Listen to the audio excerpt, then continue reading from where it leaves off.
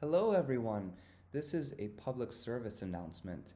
There is a lot of misinformation out there, and a lot of people are not following health guidelines.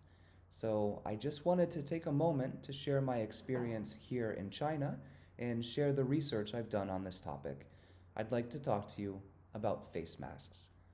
First of all, I must acknowledge the huge cultural difference between Asia and the West. Here in Asia, it's really common, it's usual to wear a face mask. A lot of cities have terrible air pollution, and so we wear masks. If you're sick, you wear a mask so you don't infect other people. This is just common sense and it's normal over here. So if I walk out on the street here in Shanghai and I'm not wearing a mask, people will give me the dirty eye because they all are wearing masks and they'll avoid me.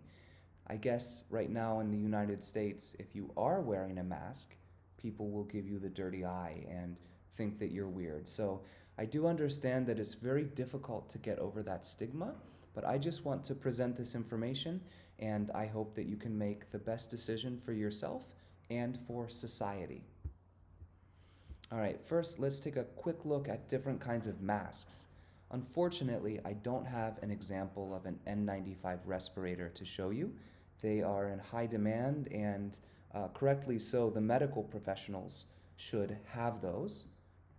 But I do have an N94, KF94, excuse me, that stands for Korean filter, and it's rated to block out 94% of those small particles. So this is a really good plan B if you can't get an N95 respirator.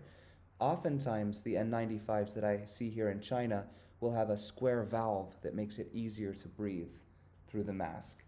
Okay, your second choice, the second most effective, is going to be a surgical mask. Looks something like this. And then third most effective would be a cloth mask. I don't recommend cloth masks. Try to get a surgical mask if you can. Okay? And well, if you don't have any of those, I suppose, double wrap a scarf. I think that some protection is better than no protection. Okay? And I do want to acknowledge, I think that healthcare professionals should get masks first. That makes sense. You guys are on the front lines fighting this pandemic. God bless you. Stay safe. Please stay safe. And I do want to say, though, that I was really upset by the mixed messaging from the US government, right? And it was definitely misinformation to say that masks are useless. They're not useless. And they're hard to use. They're not. An elementary school student can learn how to wear a mask correctly in less than 1 minute. And so that's why I really felt inspired to talk about this today. So I do encourage you, if you can, and you're not depriving healthcare professionals of masks, do try to get masks. Don't hoard them, of course, and wear them when you go out in public. So let's talk about why. Why do masks work? What do masks do? A mask provides you with a dual layer of protection.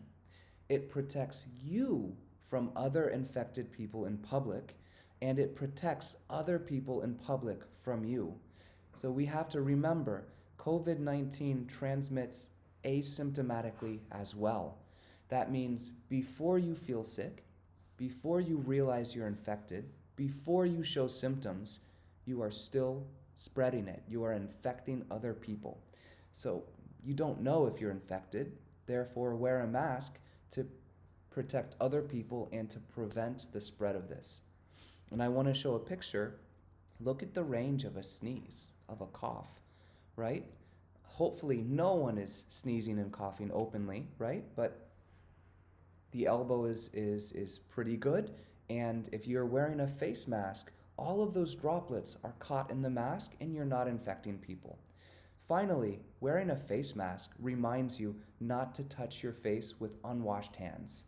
I'm out in public, let's say my nose itches, my mouth itches. If I'm wearing a face mask, I'm not going to accidentally touch myself and get infected. The next big question, are face masks effective?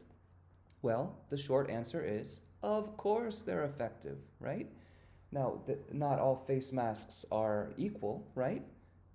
Your higher rating is, of course, the best one, N95 if you can. Then the surgical mask is next best, and then the cloth mask. Well, let's just look at some research and see how effective are they. I should be putting this up on the screen. So the N95 is about 99% effective. The surgical mask is about 79% effective. And if you have a cloth mask, even made from tea cloth, from a tea towel, that is still going to be 60% effective. And that is definitely better than nothing. No mask, you are wide open, 0% protected, open to becoming infected. Let's go ahead and talk about how to put on and take off a face mask. It's simple. You just have to follow a few points. First of all, you want to identify the front and the back of the mask. Okay, here's the front, all right? Then you want to identify the top and the bottom, okay? You can identify the top by where the metal clip is. The metal clip secures over your nose. So I'm going to unfold. First of all, wash your hands before you touch your mask. You want to keep the mask as clean as possible for as long as possible. So you've washed your hands, you've unwrapped your mask, you've taken it out of the packaging, out of the box. You find the front, you find the back, you identify the top, you identify the bottom. Take a look at the loops, okay? And this is how I put it on. Okay? And we want to make a tight seal. This is important. That's what that metal strip is for. So I push in, and this creates a tight seal, right? I don't want my sneeze or cough getting out. I don't want other people's sneezes and coughs getting in, all right? So if I have a tight seal, that is the safest, okay? With the surgical mask, same thing. I'm going to identify the front and the back. This sort of looks the same. So I can look at the ribbing to see which way is the front, okay? There's the metal clip here. This is the top, same thing. Put it on. It's sort of weird looking at in the web camera. I don't feel even, right? Make sure that it's tight. Make sure that it's as sealed as possible, okay? This isn't completely sealed. That's why it's only about 79% effective, but this is good. This is good enough for most people, right? Quick tip, if you think you have to wear a face mask for a long time, like you have to be outside for 2 hours, brush your teeth first. That'll help. When you take it off, actually, let me show you another tip. All right. So I've got my KF94, okay? And so this is a really good mask. This is a high quality mask, right? And but I only have one more of these, right? I want to extend its life. I want to be able to use this for as long as possible before I have to discard it. So in the pictures I recently posted on Facebook and Instagram, you guys saw the cloth mask, but actually I had this mask underneath, right? This cloth mask will let me keep the front of my good mask clean for longer, and it extends its life, okay? When you take a mask off, try not to touch it, right? So I'm inside and these are new masks and my hands are clean, so that's why. But when you take it off, don't touch the front of the mask.